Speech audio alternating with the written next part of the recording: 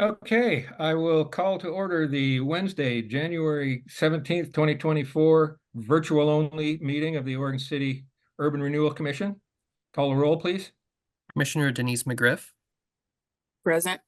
Commissioner Frank O'Donnell, Here. Commissioner Rocky Smith, Here. Commissioner Doug Neely, Here. Commissioner Adam Marl, Here. and Chair Mike Mitchell. Here. Okay, do we have any citizen comments? No, we do not.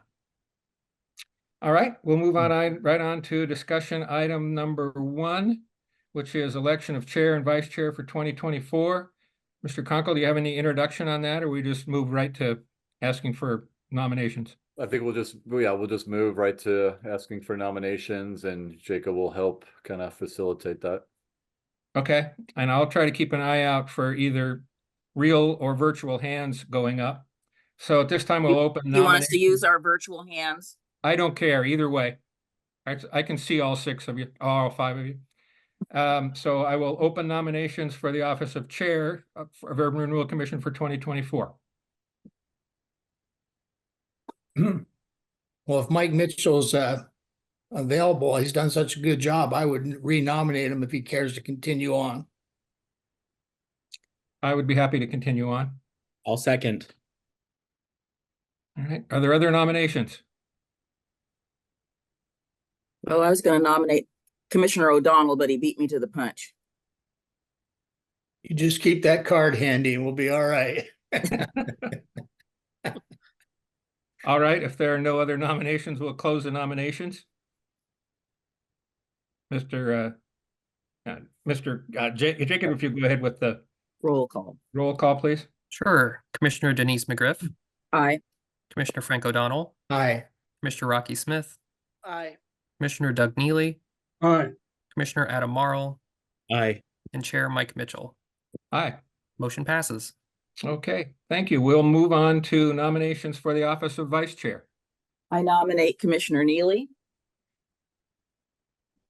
I'll I second that. I'll second that nomination.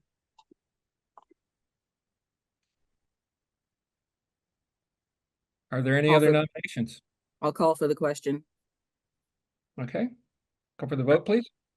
Commissioner Denise McGriff, Aye. Commissioner Frank O'Donnell, Aye. Commissioner Rocky Smith, Aye. Commissioner Doug Neely, Aye. Commissioner Adam Marl, Aye. and Chair Mike Mitchell. Aye. Motion passes. Okay, thank you. Moving on to item number 2, information for discussion and direction related to water quality and alternatives evaluation of Clackamette Cove. Mr. Conkle. Thank you. I'm going to invite Mr. Lewis to participate in this presentation and questions as well. The Urban Renewal Commission is well aware. We've been looking at what we can do to address the blue-green algae blooms that are that have occurred in the Cove over the last couple of years. Several of the members participated in a site tour of Oswego Lake. Obviously a little bit different being a private lake, but still dealing with a managed system that had some of the similar characteristics to Clackamette Cove in terms of warmer water, not quite a lot of water turning over and refreshing, as well as blue-green algae blooms. But as a private lake, they were able to do a little bit more in terms of mitigation and trying to address those outbreaks to prevent them from occurring, or when they were occurring to respond to them.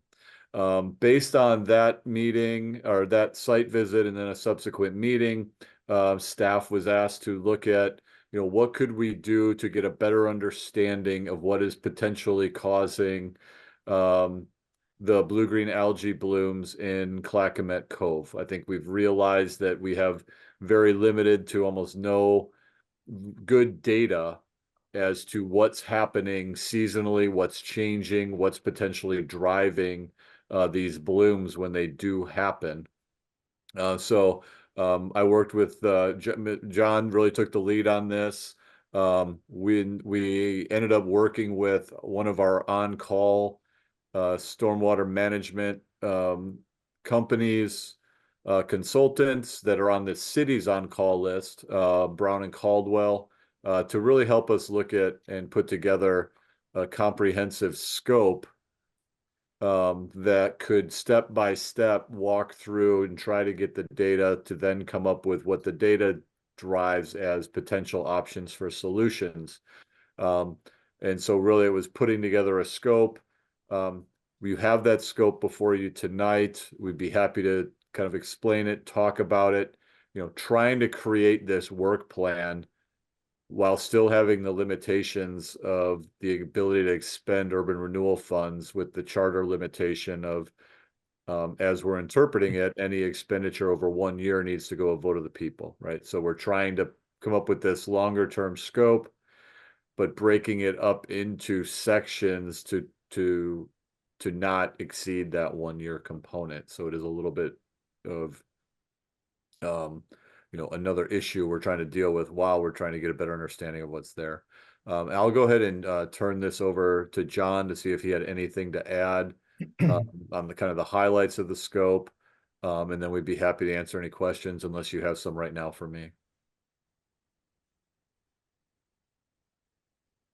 Okay, Mr. Lewis. Thanks, Tony. I think you covered it well. The only thing I'd add is, yeah, the scope has got 3 phases to it as kind of written. I think if we get your blessing tonight, we'll package that with our kind of our standard RFP template language and get it out right away. Would like to, we know we need at least a summer season of monitoring. And I think with that, that'll, I think we'll be able to, by the end of 2024, get the technical memorandum and have an opportunity to present that in front of the city commission and, have hopefully a plan moving forward into 2025. So yeah, other than timing, I think that was the only thing I think you missed, Tony. Everything else was on track with what my notes said. Yeah, and I think I just wanted to add, just so the Urban Renewal Commission's aware, we actually we've had 2 follow-up meetings with Brown and Caldwell, but also some of the technical staff at Water Environmental Services. Obviously, on the kind of the northern part of Water Environmental Services, they do stormwater for some of those jurisdictions, so they do have that expertise in-house, and they've been really great to work with in providing us some technical review and guidance on the scope, being part of those conversations. Those conversations are going to continue in terms of trying to create some partnerships where it makes sense for both organizations. They're looking at, can we use their facility for testing, for example, to try to keep costs down. They have some relationships with the master's and graduate program at Portland State University. So potentially looking at, with their assistance, creating those relationships. Maybe there's some type of a graduate master's student or doctoral student, who this could become, one of their projects for, the testing, the data analysis. So, as we're moving forward with this, we're also moving forward in kind of that relationship part.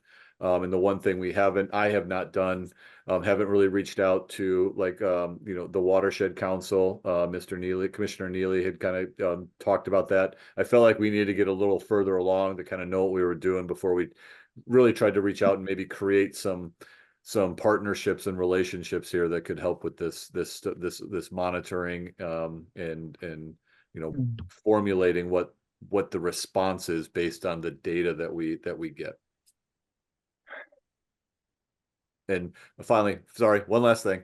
At the very end, we tried to put some estimates on what we think the costs are going to be at the end of the staff report on page 2. Phase 1, working with Brown and Caldwell, coming up with a range. Phase 2, phase 3, just so you have some idea of what we're kind of thinking would be the expectation. So you're aware of the costs associated. Commissioner O'Donnell, I think I saw your hand. You did, because I would never agree to this proposal as written. And the reason I wouldn't is we had the advantage of 4 gentlemen who met and have an incredible background that we did not avail ourselves of them or the contacts they have.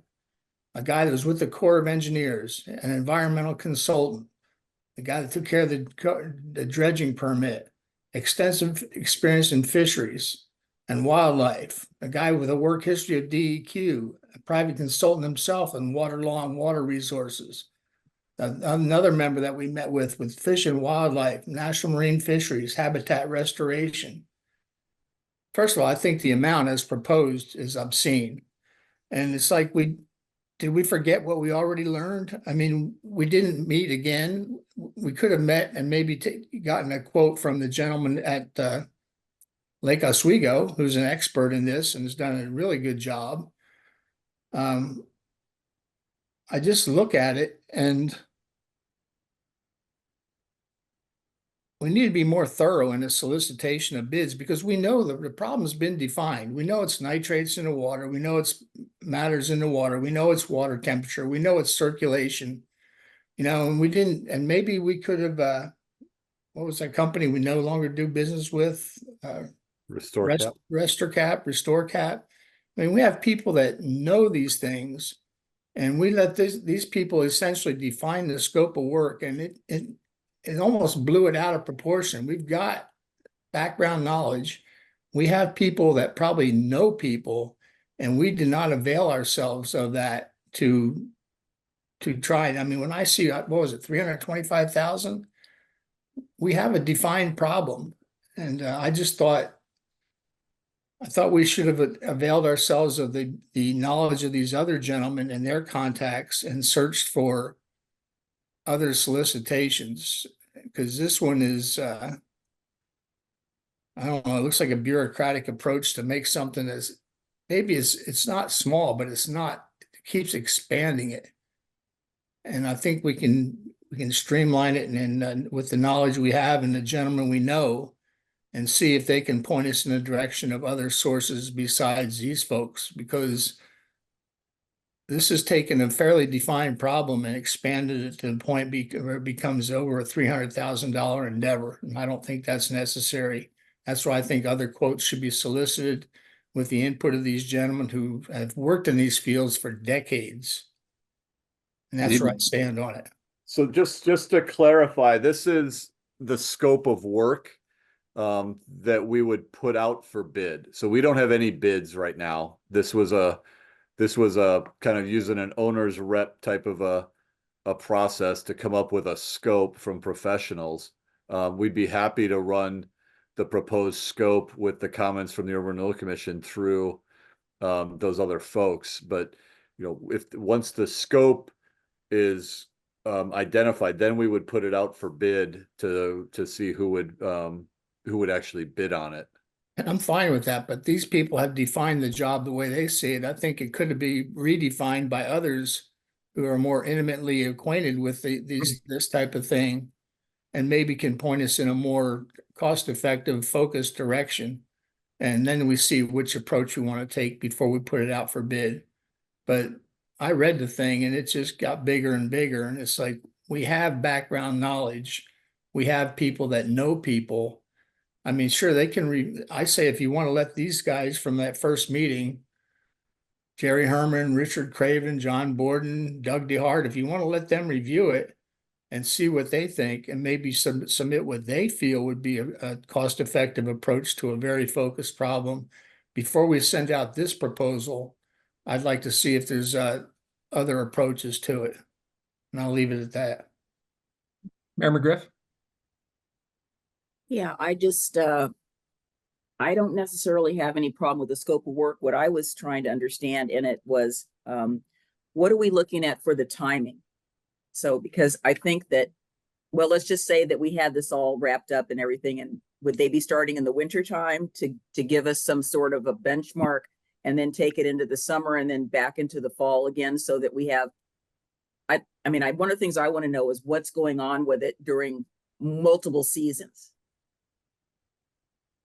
Right. So that was the intent, was to try to get it so that we can see what's happening before and after those warm, low flow events of, July, August, September, which is typically when we start to see these, this event happen. Because I think we have a lot of anecdotal evidence. Evidence, Don't know yeah. that we have, is it, water quality coming down the Clackamette, in the late summer that's coming into the Cove? Is there something in the sediment in the Cove? Is there something draining into the Cove from off-site, upland? I think we're not, I agree. I think that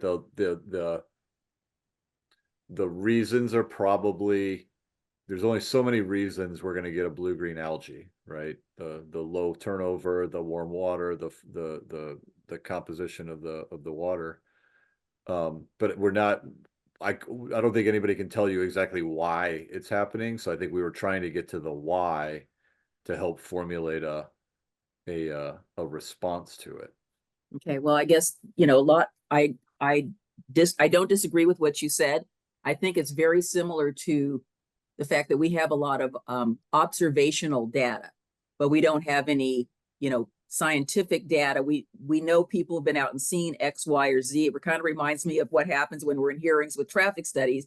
The community tells you, oh, I know the traffic is going too fast. And then you come back with the information that says, well, yes, they're going too fast, but they're not going over the 5 miles an hour per speed limit. So you got the scientific data from the expert, and then you got the anecdotal information and observations from other folks. So I don't have any problem if you want to run this by the 3 professional experts that came and talked to the commission. I'm not, I'm not so sure what Mr. Herman will have to add to it, but I have no problem with having those 3 guys take a look at it. And like you said, you're going to be going out to a number of people to look at this. This is not defined by anybody other than, we have on-call people. Remember, Frank? So Brown and Caldwell's on call with the city. Yeah. So we were trying to take advantage of contractors that we're already using, so we don't have to go out and do some preliminary work. Plus, obviously, they've consulted Wes. So I think this is a really good start. I think a little more definition on the timing would be good in here. And then if you can run this by those 3 fellows that we had, I think we're basically there, and then make those changes and send it out. And Commissioner Neely? I would add in the gentleman from Lake Oswego, because I mean, he lives and breathes this type of thing. So I actually spoke with Mr. Rosenkrantz, Yeah. Gren. And I think one, if he wanted to bid on this, he could. The other thing I was talking to him about was maybe the district or the city hires him on more of like a owner's rep professional expertise to bring that in. Cause I do think he does have a knowledge base that's, directly tied to trying to address water quality, specifically blue-green algae. I just don't know if he himself has the capacity to do the data collection and analysis that's necessary. And maybe he does. Maybe he does bid on it as a consultant or puts together a team to do that. I think originally it was, let's take some water samples, but I think it's More than that. I think it's more than that in terms of trying to get, the winter to the spring to the early summer to the late summer to the fall, to put data to the observational findings and knowledge that we have. I think we all see it. I'm not sure if anybody can explain exactly why that's triggering it. I like that idea of the owner's rep. We need to have somebody with a lot more expertise who's watching out for us and review the stuff of the consultant. So I think that's a great idea. Anyway, And I'm remember, done. And Go to he could Mr. also, He's in he this could corner. also put eyes on on this proposed scope of work, right? To see to see, to Commissioner O'Donnell's point, maybe we are going further than we need to. And maybe he has a different idea on that. Commissioner Neely, you have your hand up. Go ahead. Yeah, I was just going to say, the amount that's put forward, isn't that based on the potential bidding process? When people Yeah. put the bid, It may will, not be yeah, we that will much. we will put this out for public bid, but we asked Brown and Caldwell to kind of get us an estimate, like A almost like an range, right. engineering estimate range, just so we had some idea of the cost and investment associated with it. remember what we're talking about tonight. We're not talking about awarding it, we're talking about structuring it. And that's why I said involve the gentleman from Lake Oswego, to at least help us structure it, along with the three gentlemen that Commissioner McGriff agrees with. There's so much Commissioner knowledge Smith or we already Commissioner have. Marl, anything you want to add? No, I don't. So just so I can reiterate, it sounds like we want to validate this scope with the with our local knowledge from the three folks that were included in the first meeting, and we want to include Mr. Rosenthal in that vetting, and then we wanted the definition of the timing. Again, I know we need to complete this work within a year. Right.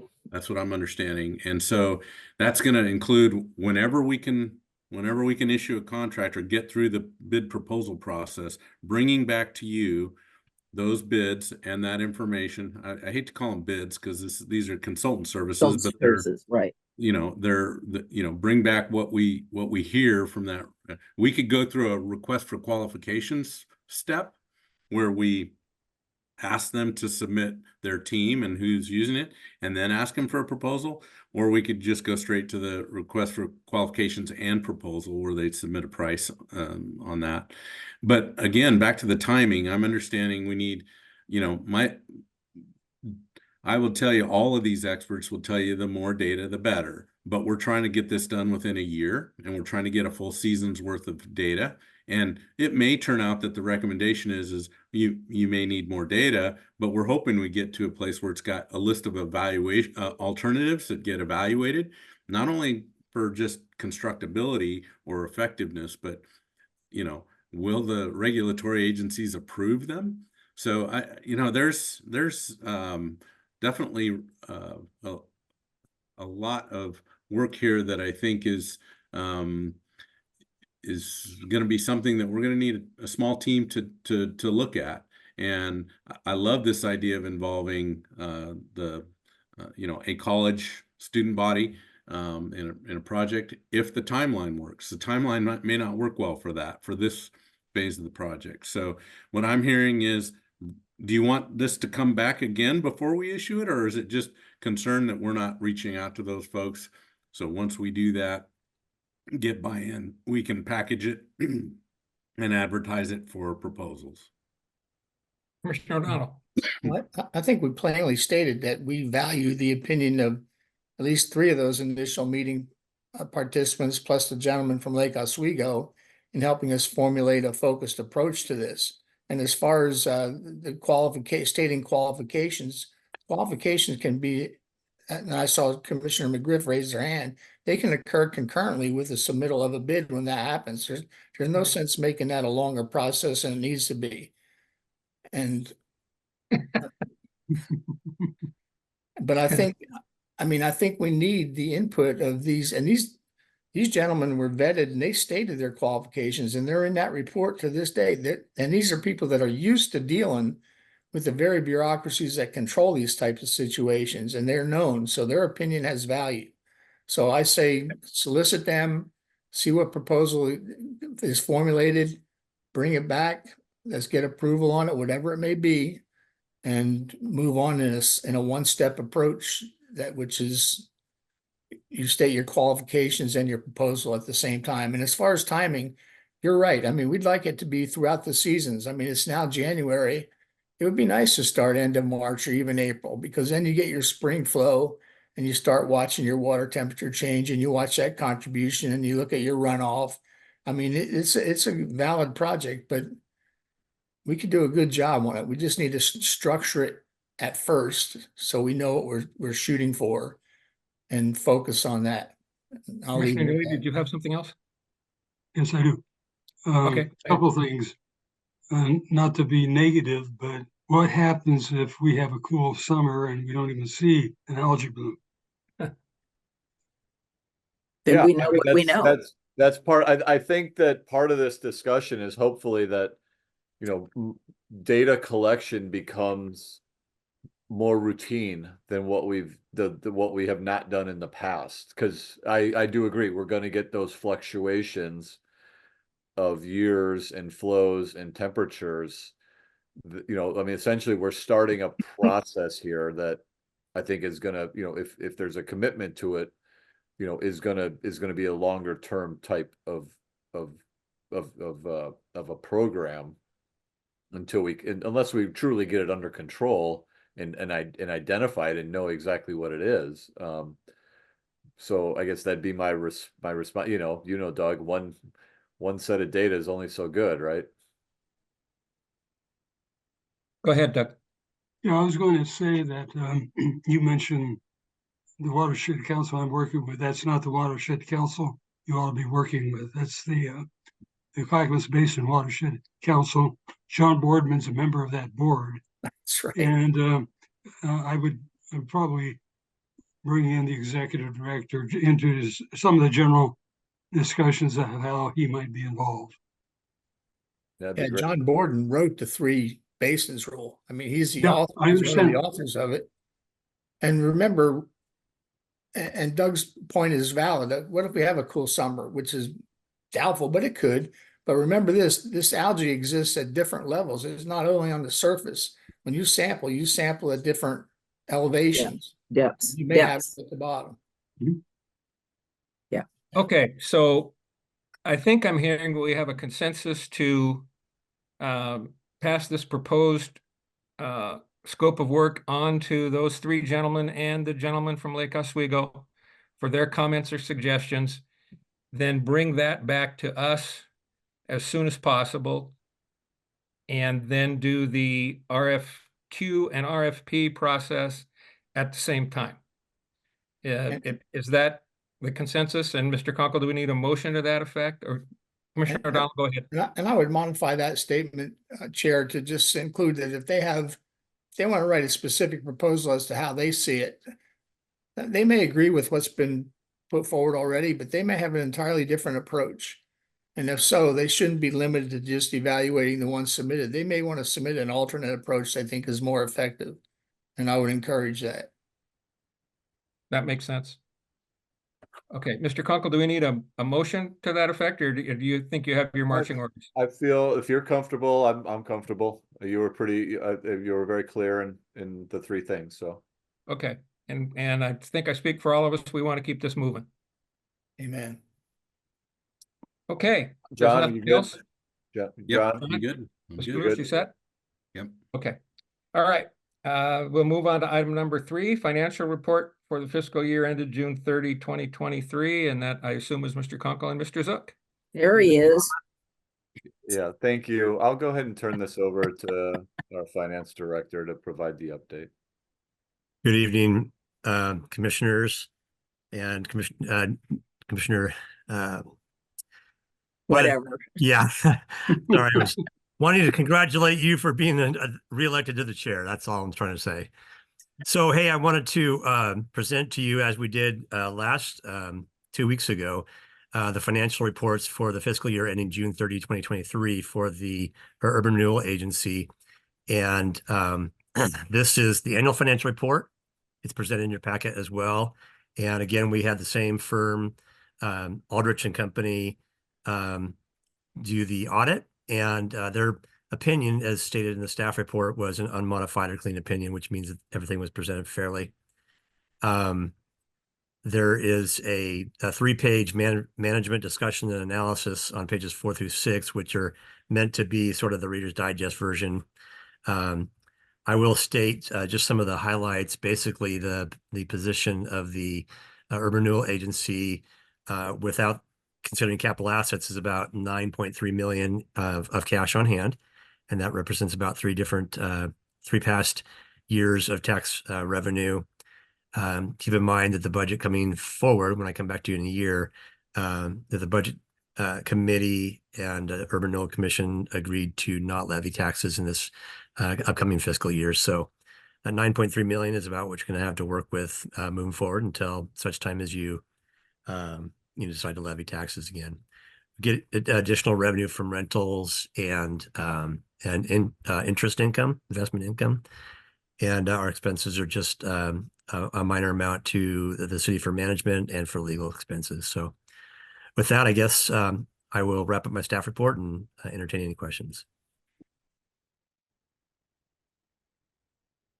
I've got a couple of questions, but commissioners, let you all go first. Anybody have any questions? Commissioner Neely. Yes, I was just curious. I noticed the capital assets have dropped from last year to this year. Is there a specific reason that happened? Depreciation. Okay. We didn't change any assets via sale or loss or anything like that. It's just pure annual depreciation, about 880,000 of depreciation, I believe. So, Any other, Commissioner O'Donnell? So during the UR budgetary process, we went through something, and then at the commission, we decided what we were going to levy and how much, and that was over a 2-year period. Can you refresh everyone's memory on how we were going to approach that over the Yeah. 2-year period? yeah, thank you. The first year, which is the current year, we're in 2024-25, we did not levy any of the tax that we had eligible for the Urban Renewal Agency.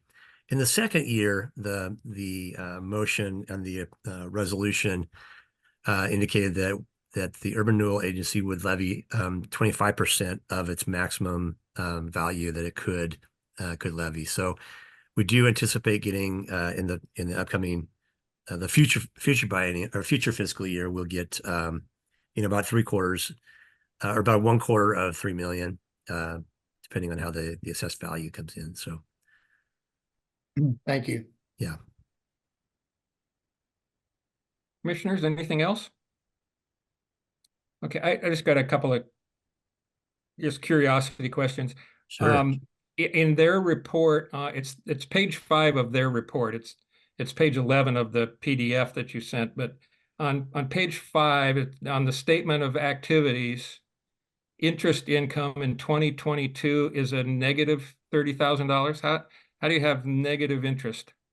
Yeah, it's called mark to market. Basically, it's the value. We get interest payments coming in, but the value of the investment at the time, basically as of June 30, is undervalued, and that's all of our investments are at the local government investment pool, so they're all secure.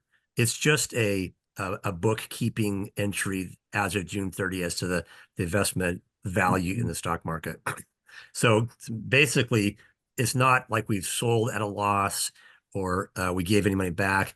It's just a measurement in time valuation that may basically state as a negative.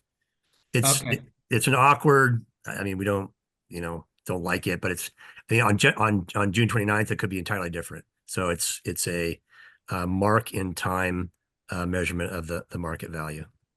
Okay, I see. Thank you. Yeah. Commissioner O'Donnell. So the financial market right now is one of the strangest I've seen, with short-term money yielding higher interest than long-term money. How much flexibility do you have, Mr. Zook, in managing our investments to maximize the yield? Well, I will say that right now, I mean, the flexibility is high, although it's hard to beat the local government investment pool, which is primarily short-term investments. And so we get the best value at the local government investment pool. And to your point, I mean, they're paying 5% right now. So the longer term assets, are yielding a lower value. So we can get fancy and get into an 18-month, 3-year type of investment, but at this point, it's just not where we're at. And you recall that the city's commission just approved an investment policy, which further would outline some of the flexibility that we have to do that. So, but at $9 million, all of it is basically in the local investment pool and making basically handled by the state professional investors. So. Well, I appreciate that answer. And that actually is what I've seen in the market. 5% is a good yield, and you're better off not tying your money up long-term because it's so more uncertain than the short-term money. So thank you. Sure. Right. Any other questions from any of the commissioners? I'd just like to thank Matt and his team, once again. I think they've Aaron, done a great job with, managing the funds, tracking the funds, being transparent and how those funds are being utilized, as well as the preparation of the budget process and the budget document itself. So I think it's a good process, and glad you don't have any other questions. No, I agree. I think Matt's done a great job in all respects. So thank you. Thank you. thank you, Agreed. Mr. Zook. It's the breakfast of champions. Yeah, thank you very much. Okay, moving on in communications. I do not have any tonight. Thank you. Mayor McGriff. Yes, Mr. Conkle, do we have any response back from our renter at Clackamette Landscapes Any response? regarding what we made the determination at our last meeting? So you were going to get, He sent in his own letter indicating his interest in a maximum of 1 year, I believe, wasn't it? right, Yeah. yes, Yeah. that's what he said, but just wanted to follow up, make sure that was all. Okay. I can check. I haven't heard anything. We ended up, because we had originally proposed the contract, which was more typical of what we've historically done. And then after we posted that with the 2 year, the owner came back and said, hey, I really want to go to 1 year. So we amended that contract Mhm. at the night of the hearing and approved it that night. So I haven't heard any concerns. Well, he signed it, I'm assuming. I'm assuming, I honestly haven't checked. I'm assuming it's been signed. Okay. Then the other question I had was about have we completed the sale of the property, the house? I assume we did. The Gaffney Lane? Yes. Yeah, so that was a property owned by the city through their transportation system or transportation department. So yes, that did close. I believe it was last week, and completed that sale. Yes. Okay. And do those proceeds just go to the general fund, or where do they go? They were purchased with transportation They- funds, but they go back to the back to transportation fund. Including any increase in value or just the original purchase price? Matt, if you're still on, did we decide how we're allocating the funds from the sale of the Gaffney Lane property? I mean, at a minimum, the purchase price Sure. would go back to the original fund, Right. and any I think it was about any profit from the sale, does that go to our general Same fund? fund. No, I Same go to the same fund. I don't know. I don't have the book value of the house as to what we originally purchased it at. I could get back to the commission if they're interested. Well, no, I just want to make sure we had followed through on the closing and that I knew where the money was going back to, and I'm sure that will make Mr. Lewis very happy, including any additional revenue that came off of the sale. So that just helps their fund balances. He was the first to cash the check. Was he? I'm kidding. I'm kidding. Did you cash the check, John? I believe it's been deposited. I don't think I saw it though, but I heard, and It's a wire. yeah, it's a transfer. I would just say that, well, I know we didn't lose money on that. There was a lot of costs associated with the project and Fixing it back up. Yeah. and then just dealing with the rental, and yeah, that was a tough sale because of the renter for sure. So, but I don't think Anything the city else? lost money. Anything else from anyone?